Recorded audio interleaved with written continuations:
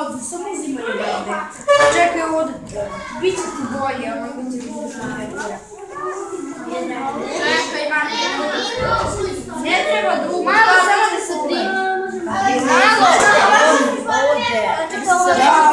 Ne znam, ti nemojte da uzimate ovdje. Da lepimo kako, ali hajde ti vaš. Ja li staje najjači.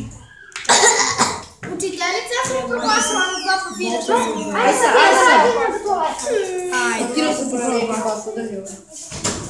Noge. Ićeš ti, iću ja. Čekaj, gdje je drugi deo koste? Znam se, gore ne. Senkoram. Už je drugi deo koste? Pa ne znam. Da sam prvi deo koste.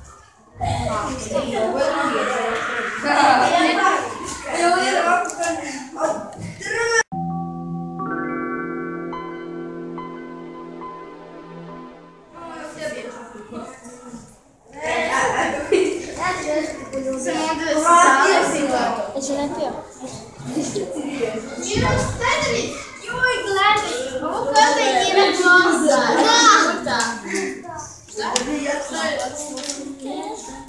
Ne, ona je sprska! Mogu da nam? Neko ti si imaš vodu, ne znam.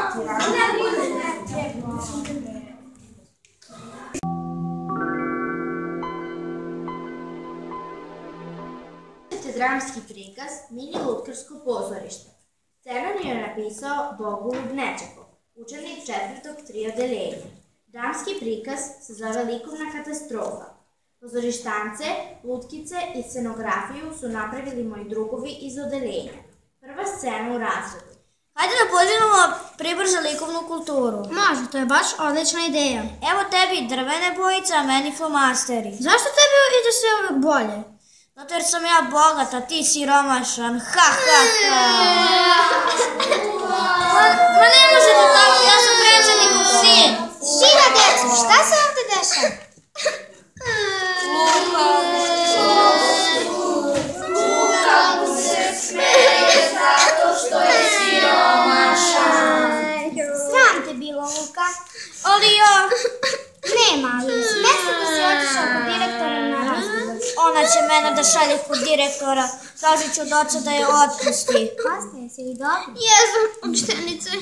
Druga scena kod direktora.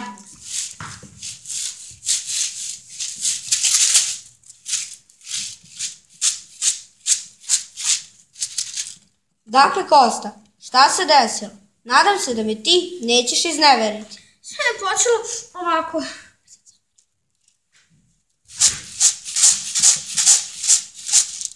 Dobro, sve mi je jasno. Reći ću predsjedniku opštine da ti uruči knjige i sav potreban materijal za školu, tebi i tvojoj sestri. To će biti ujedno i kazna za Lukin postupak. Hvala, direktore. Direktor i učiteljice su rešili problem. Luka je dobio zasluženu kaznu i od svog oca predsjednika opštine.